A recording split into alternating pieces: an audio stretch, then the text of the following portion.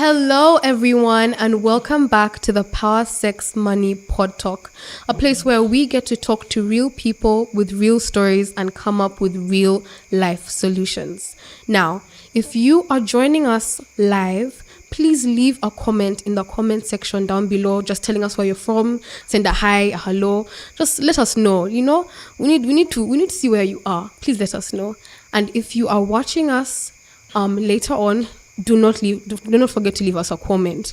Now, if you're listening to us on air, thank you so much for joining us. As always, my name is Komujini Christabel, and I am your host for today's episode. Now, today's episode is very, very beautiful. We're going to be talking about family. And the question today, a question I want to leave with you is it a house or a home? Now, I have some incredible guests with me. Some incredible guests with me. Help me welcome Mr. and Mrs. Mubiru. Thank you so much for joining us today. Thank you for having us. Thank you so much. So please, can you tell us a little bit about yourselves? Thank you very much, Christabel. I'm Robert Mubiru. Married to one lady who has been a woman from the beginning. Come on. Yes. Wow. And we have 4 ladies now. Wow. That make up our family. We've been married 28 years this year.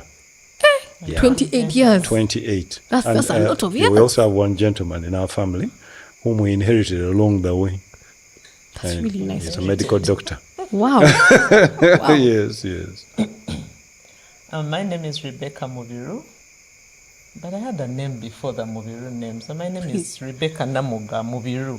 Wow. I don't want to lose where I came from, though I'm somewhere today. But yeah, married to Robert for 28 years, but I've known him for many years. Wow. Yeah. Wow. Now, we know that we're talking about family today, but before we get into the family episode, I have a little icebreaker for us. Are you guys ready? Are you guys ready? We will be. You will be. Now, you guys know that there's been this trend going around, princess treatment or the bare minimum. So I'm going to ask you a couple of questions. So princess treatment is basically something special, like just something special that you do for someone. The bare minimum is something that you do, like something that you not have to do, but you do because you want to, if that makes sense. Yeah? So, let's say you cooked your daughter her favorite meal. Is that princess treatment or the bare minimum? I'll hear from both of you. Maybe he cooks better. But anyway. Wow. Okay. It depends.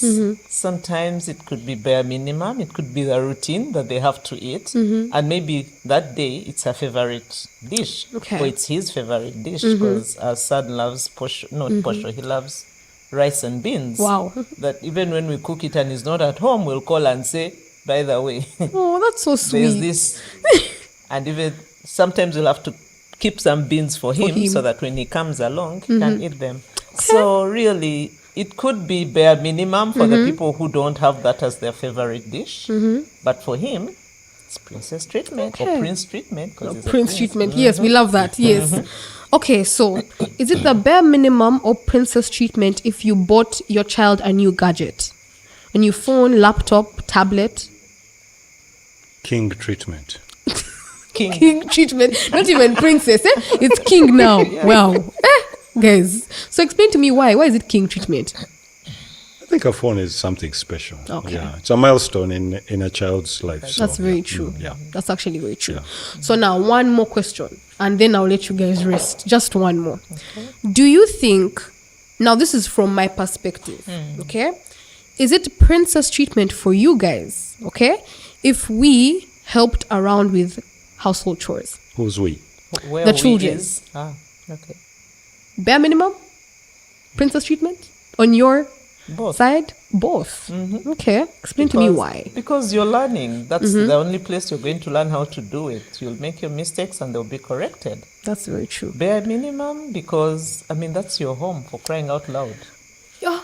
Yeah. Yeah, that's true. It is my home. Yeah. So now I have a question coming from the title of today's episode. One thing that I've realized personally is we tend to see so many homes.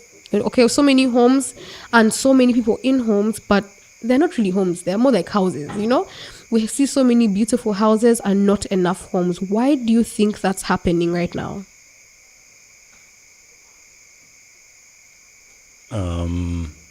Let me start.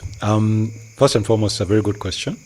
Actually, what you're saying is you even have people who cringe at the thought of them having to return home.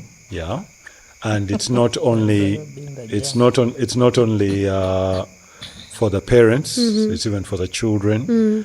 Yeah, it's true. It's unfortunate, and but I'd still like to think that it's not as prevalent because man bites dog makes a lot of news. So I still believe that there are many people who love their homes. Okay. But the main reason is dysfunction was allowed to fester and breed from the beginning.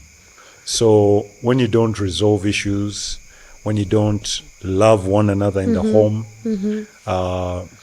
things pile up. Yeah, and when you have those tensions between relationships, then home is no longer a place that you desire to go because you're going to face the same problems. That's very true. Yeah, so Yeah. I think maybe that's what may cause it. Yeah. Okay, Auntie Rebecca? I mean, what is a home? Yes, every home has a house, but not every house has a home. Yeah. Come on, somebody. So what is it that makes a home is really how you guys in that home relate to one another, how you treat one another.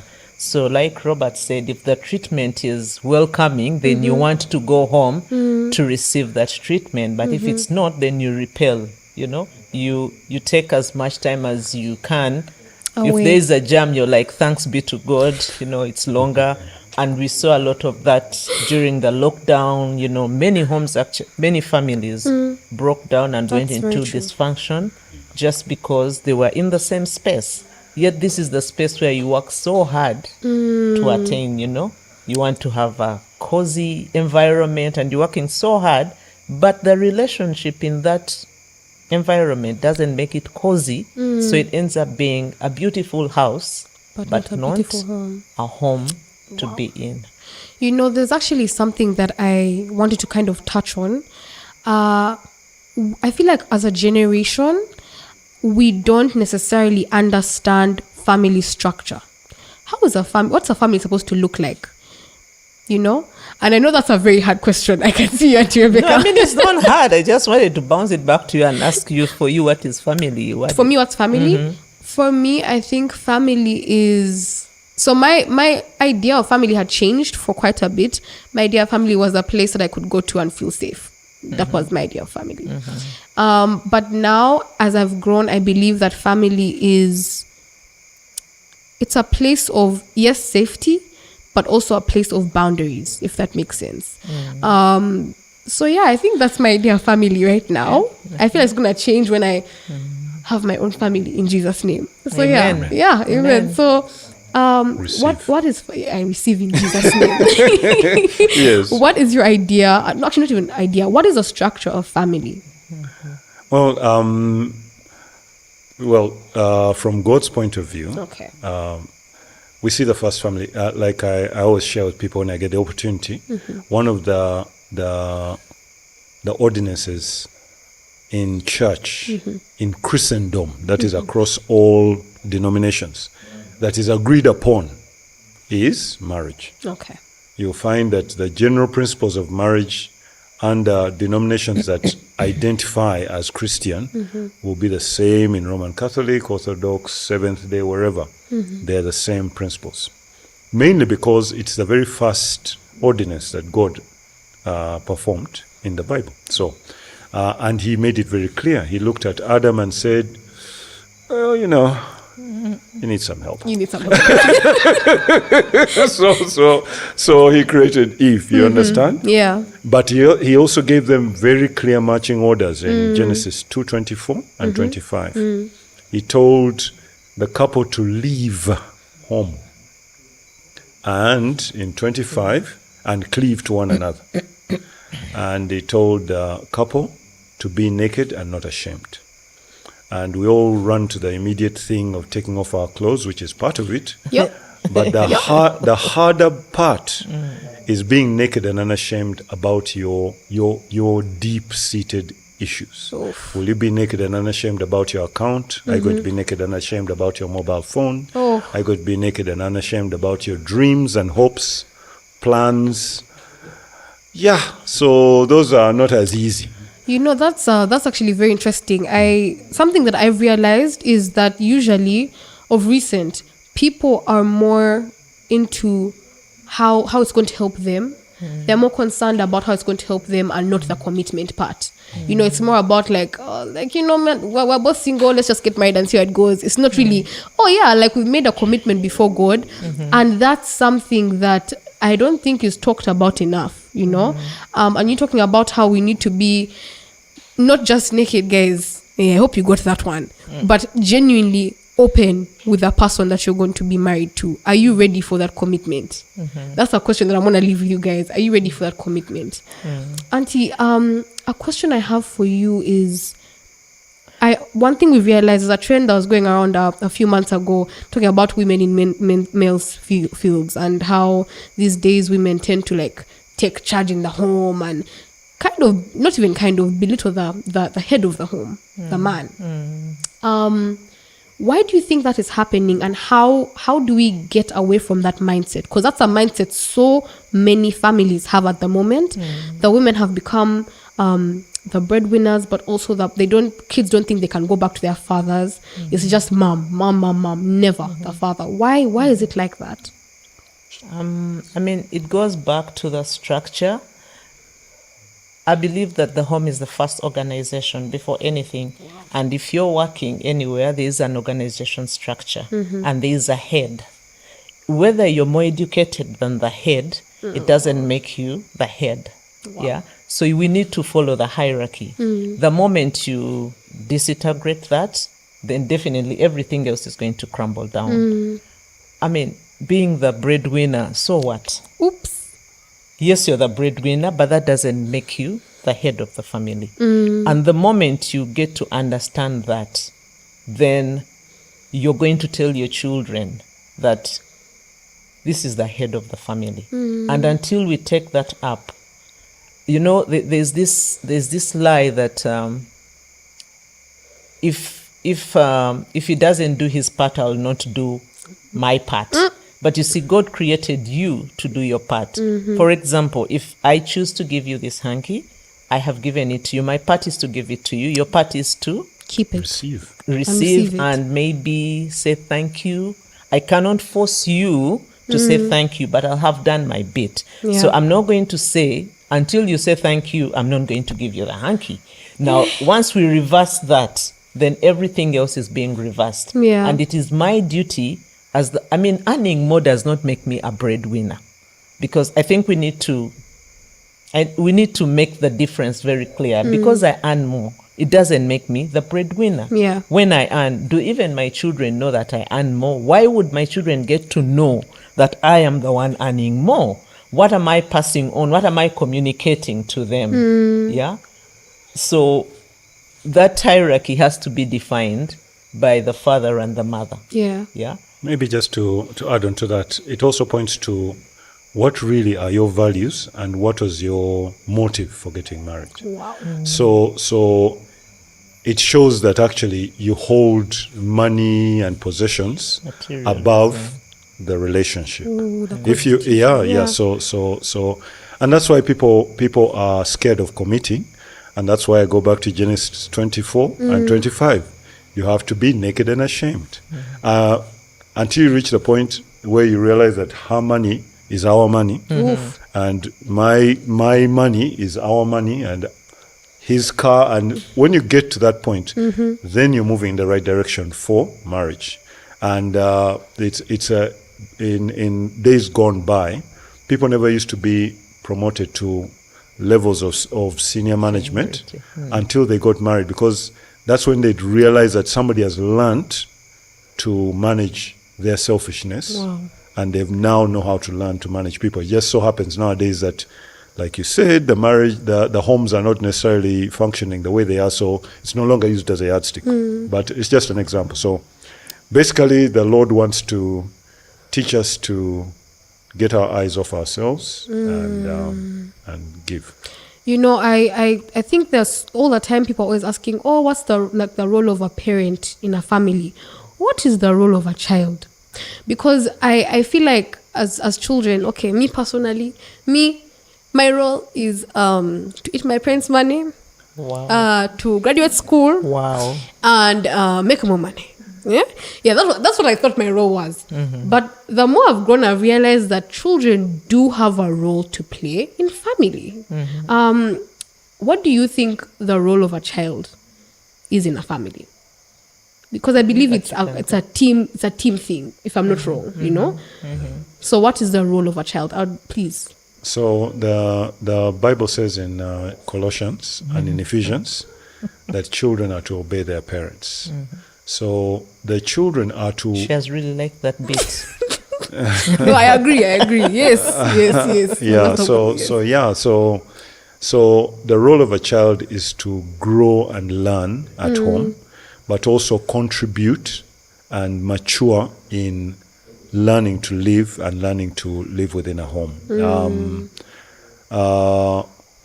I take it right from infancy. When a baby has just been born, the best they can do is cry. As soon as they start crawling, they start reaching for everything. But immediately boundaries start being set up. That's when they learn that there's authority. That's when they learn that there are limits. And the reason sometimes James Dobson wrote a very nice book, How to Raise a Strong-Willed Boy, How to Raise a Strong-Willed Girl. And he said a very groundbreaking thing, that when you see a child acting up, they're actually looking for boundaries. Oof. When there are no boundaries, they'll search for them. Yeah. Until they find a boundary. Nowadays, unfortunately, parents leave it until it's too late when their acting out has become dysfunction. So if you see a child crawling towards a fire, you stop the child. So you have to translate that same activity into preteens, into teenage, where you demonstrate. But then at the same time, as they grow older, you must start learning to do the difficult thing parents have of letting go. And letting the children, now that I'm older, take responsibility for the consequences of their actions. Yeah, so stop sheltering them. And we can go on and on, but yeah. Okay. Wow. So one thing I've realized is that we tend to think of boundaries as our parents not loving us enough, or our parents holding us back from seeing the world. I think that's something I experienced. I went through a phase where I was like, you know what, you've put boundaries, I'm going to break them. Life showed me. Life showed me very well. But that's when I started to appreciate the fact that my parents were there to give me boundaries. What advice would you give to a teenager or a young adult that's out there that's just, they don't understand how to deal with boundaries? They think their parents hate them.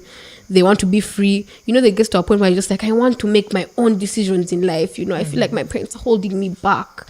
How do you, first of all, deal with that? But then what advice do you have for a person that's going through that as well?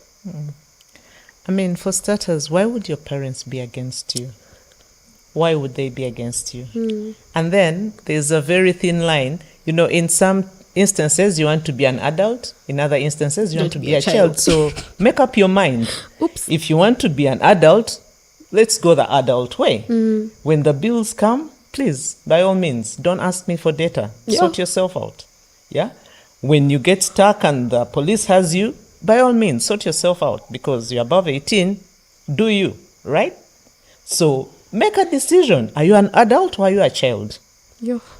And if you're a child and I tell you, please do not do this, there is no reason for me to be against you. Why should I be against your fun, honestly?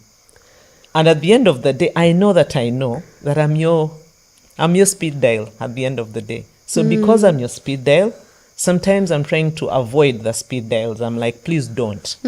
And then you go ahead and then you go, oh, mommy, I got an accident. I'm telling you, don't drive beyond a certain speed. I'm telling you, at this time, try to be home. And then you're calling me, I'm so stuck, I don't know what to do. What do you want me to do? Be an adult. Yeah. Since you want to be an adult, Yeah, be an if you adult. want to be you do adult things. Yeah. Hey, You're hearing that. Stop, if I stop tell saying you, not to be an please be adult. home at this time, I'm not being against you. And then you will laid at the gate. So what do you want me to do?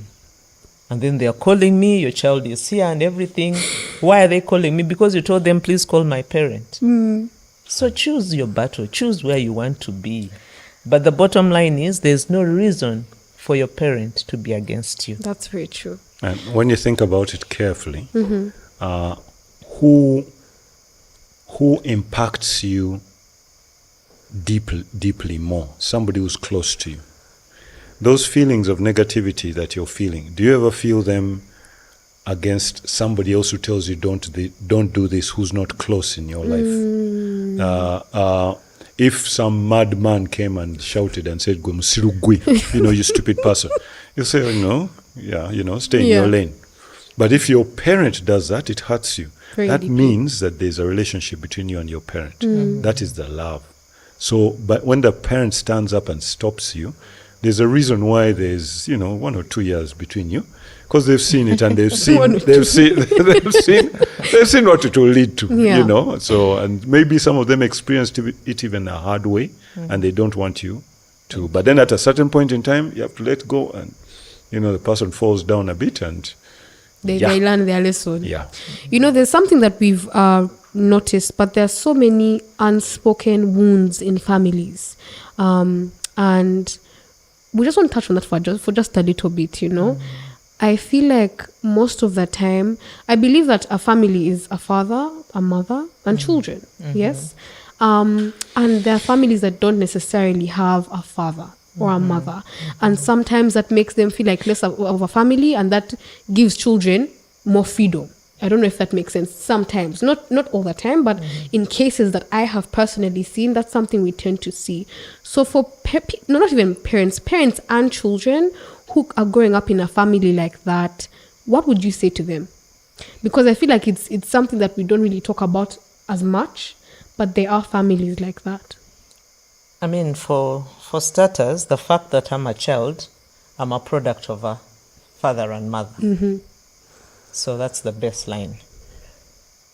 Us not having a relationship is a different thing. Okay. So let us not say that they don't have a father and they don't have a mother. They do have them. They might be absent from home, but they are there.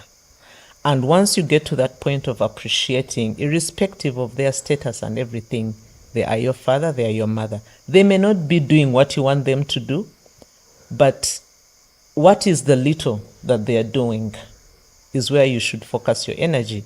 Well, you could say they're not doing anything. Yeah.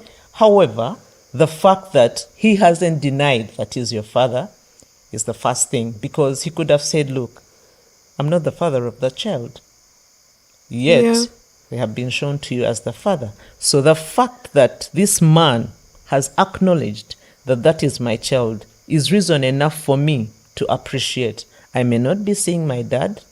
I grew up when my dad was absent. But I knew he never for once said that he was not my father. And there's also something like the parent who is always with the child tries to win the children over by telling them all the wrong things about the other parent. So the child grows up naturally when someone is saying she's not doing this and the other, no wonder this and the other.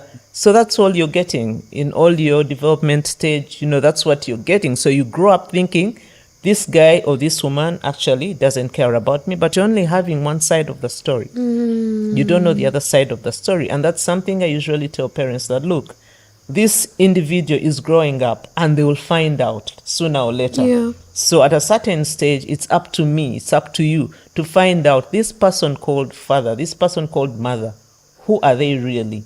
That's if they haven't denied, like, look, I don't know this person. But the fact that they have said that, they have acknowledged that you're theirs, that gives you your first identity. Wow. So we need to appreciate that little at least and say, he may not pay the fees, she may not have breastfed me. I don't know what happened.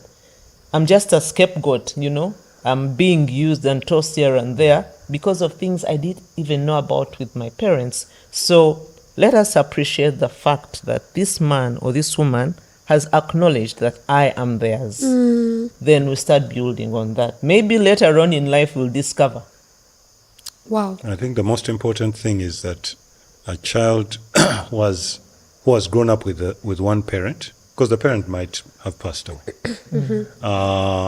should not feel less of a child, because none of us decide where we are born. Yeah. Nobody decides where they're born. You just find yourself There. in an environment. So that doesn't make you less of a person. I would encourage the parents to keep saying that, though sometimes there's a lot of pressure because you're alone. But also, in the case of the absent or even, say, deceased parent, if they can look for a good role model, especially in the case of parents, fathers, but also mothers, because I know for me, I experienced it when our mother passed away, and our youngest sister was quite young. And so some ladies who were close to our family took her under the wing. Wow. I have just another question on that. I've realized that usually, we talked about this a bit, about the roles in a family. But my question is, when roles in a family are reversed, can there still be peace in the home? Can there still be peace in the home, and can respect still grow? I mean, yes, it can. But it all depends on the individual. Okay. And what are these roles? I've had many parents tell me that, he doesn't come for school stuff, VDs and teacher-parent conferences and what have you. But why isn't he coming, or why isn't she coming?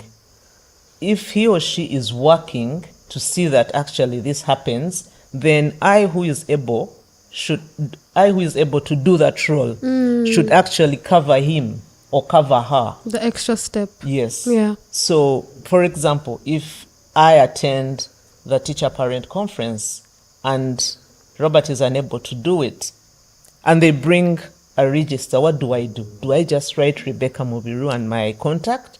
Or do I even write Robert's name plus his contact, such that when the school is contacting, when it goes to their contact list, they are contacting all of us? Yes. Yeah. So you know who's not present. It's an example. Just an example. No shots fired. So when Robert pays the fees, but I go to the bank and do the banking, does that mean that I'm the one who has paid the fees? Okay. And then when I bring back the bank slip, what do I tell the child?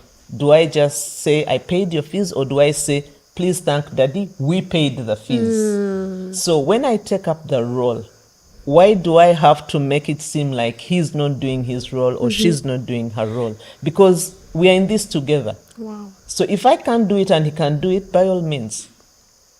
So I think what Rebecca's saying there, yes, there's the given role, the father's the head of the house and whatnot, but no two families are the same. I mean, you can't have this stereotype. I mean, if there was just the same type of woman and the same type of man, and you have 4.5 billion men who are all the same and just different, they're aging differently, but they all look the same, dress the same. I mean, really, so even here we not that this zero variety. So that's the point. So God knew that we thrive in individuality. So each home will be different, but what she's saying is that you work together in that home to fill whatever gaps there are. I'll raise just another one very quickly. Many times they say the man is supposed to be the priest of the home. Yes. Supposed to lead your people in prayer and whatnot. There was a time I was away for 2 years, working out of the country. Well, we could have prayer on phone, but really I'm not around. So Rebecca had to step in, you understand, to do that role. Do we now say, no more prayers, Dad is not around? No. Yeah. So, yeah. I think something that I've realized from this conversation is not being selfish. Not thinking about yourself all the time. And that's something that I feel like so many people deal with, and people enter marriage with that kind of mindset of me, I'm doing everything, you're not helping. And sadly, it's messing up the family dynamic, Now, our time is fast spent. But before we go, I just want to hear just a parting word for everyone watching or listening to us. What makes a home a home? what makes a home a home. Not a house, you can have a structure, but what makes a home and not just a home in terms of the world, but a home in a godly setting. What is a home? I mean, we all have duties and responsibilities. So when I do my duty and my responsibility, irrespective of whether Robert does his or not, and even when he doesn't do his and I take the extra mile to do it, and then when the children also do their duties, when they clean up and everything, even when they don't clean up, you call them out and say, let's do this together. I mean, there has to be a conversation going on. We have to relate basically in a way that is respectful of each one of us. Yeah. Not fearful. Yeah. Oof. Respectful, Respectful. not fearful. You do it out of respect, you do it out of love, then that's a home. Wow. Respectful, not fearful. That's a takeaway, guys. Please write that somewhere. Take notes. Yes. Please. Everything Rebecca said is true. A home is a place where you really want to go back to. You really want to return. A place where you feel it's a refuge. A place where you feel you can unwind. You feel you're safe. That's a home. And, the things that she's talking about are the ones that build that what the Greek call the oikos, the place where you run to let your guard down and be yourself with people who know you, and you just chill. Yeah. You happen. You be. I think that's something that many people need to know. Home is supposed to be a safe space, a place where you're loved unconditionally, I believe, right? Sure. Now, guys, this has been such a beautiful conversation. I feel like we've really talked about things that will mean so much to the people watching, and I really hope that you guys have picked things from I don't even know what to say. Like, I've picked so much, and this has really touched me, and I hope it has touched you as well.